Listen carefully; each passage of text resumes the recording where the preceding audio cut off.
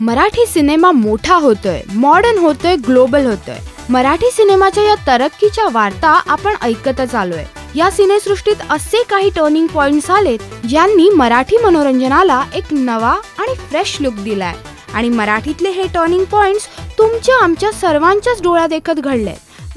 जर आठवत असतील तर नक्की आठवा, नाहीतर आम्ही तुम्हाला देतोय एक रिकॉल मराठीतल्या टॉप 5 टर्निंग पॉइंट्सचा ज्यांनी मराठी मनोरंजनाचा चेहरा बदलला। घरेलू साधीसुधी मराठमोळी मुलगी अशी टिपिकल ओळख करून मराठी ॲक्ट्रेस आल्या आणि गेल्या, परंतु मराठीला हे बोल्ड अँड ब्युटिफुल लुक देता येईल हे गणित सुटलं जेव्हा सोनाली कुलकर्णी, अमृता खानविलकर आणि सई ताम्हणकर सारख्या अप्सरा मराठीत उतरल्या। मराठीतला हा खरा टर्निंग पॉइंट ठरला जेव्हा साडी नेसून सोनाली आणि अमृता तमाशाचा फडही ग्लॅमरस बनवू लागल्या आणि पुढे सईने हा ट्रेंड आणखी मॉडर्न केलाय। अगदी बिकिनी सीन असो वा पुणे 52 मधला तिचा बोल्ड अभिनय असो, तसेच आशयघन चित्रपटात काम करणाऱ्या मुक्ता बर्वेलाही विसरून चालणार नाही। ग्लॅमरस ॲक्ट्रेसला एक सेन्सिबल झालर देण्याचं महत्त्वाचं काम केलंय मुक्ता बर्वे या अभिनेत्रीने। त्यासोबतच मानसी नाईक, मनवा नाईक, क्रांती रेडकर, नेहा पेंडसे, उर्मिला कानेटकर यांसारख्या अभिनेत्रींमुळे एम टाउन अधिकाधिक ग्लॅमरस दिसू लागले।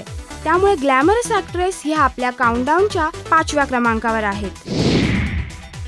उत्तम संगीत निर्मितीनंतर एक दुसरं वादळ आलं ते म्हणजे प्रोडक्शन आणि डायरेक्शनचं, आणि या वादळाला जबरदस्त लुक दिला तो महेश मांजरेकर या अवलियाने। मोठं प्रोडक्शन, ग्रँड प्रीमियर आणि जबरदस्त प्रमोशन असा रॉयल थाट मराठीतही सुरू झाला आणि पुढे जाऊन चित्रपटाच्या सक्सेस पार्टीजही होऊ लागल्या।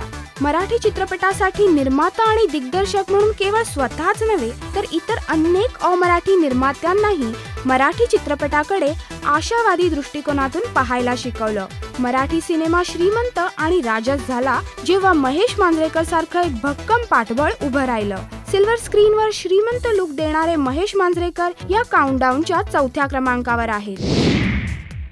सोनाली बेंद्रेचा परफॉर्मन्स आणि फराह खानची कोरिओग्राफी म्हणून छमछम करता है नशीला बदन हे जरी मराठीतलं पहिलं आयटम सॉन्ग असलं तरी त्यात हिंदी शब्दांचा भरणा आहे। त्यामुळे मराठीतलं पहिलं ऑफिशियल आयटम सॉन्ग आहे कोंबडी पळाली, जे जितेंद्र जोशींनी पूर्ण मराठीत लिहिलंय। अजय अतुलचं कंपोजिशन असलेलं हे गाणं वैशाली सामंत आणि आनंद शिंदे यांनी गायलंय। या गाण्याची जादू इतकी अफाट होती की चक्क करण जोहरने अग्निपथसाठी या गाण्याच्या चालीवर हिंदी शब्द लिहायला लावले आणि कॅटरीना कैफवर हे गाणं चित्रित झालं।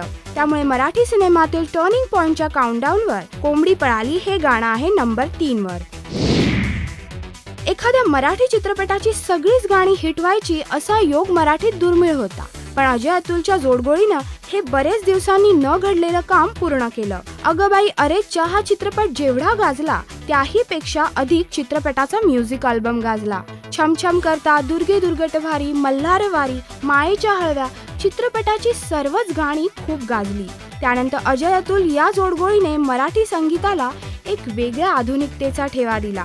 अशी आधुनिकता जिने बॉलिवूडला स्पर्धा तर दिलीच, पण बॉलिवूड मध्येही आपली जादू दाखवली। त्यामुळे अजय अतुल ही म्युझिकल जोडी या काउंटडाऊनच्या 2ऱ्या क्रमांकावर आहे। नो मॅटर व्हॉट मराठी सिनेमाला रिब्रीदिंग करायला लावणारा श्वास हा चित्रपट मराठीतील सर्वात मोठा टर्निंग पॉइंट ठरला।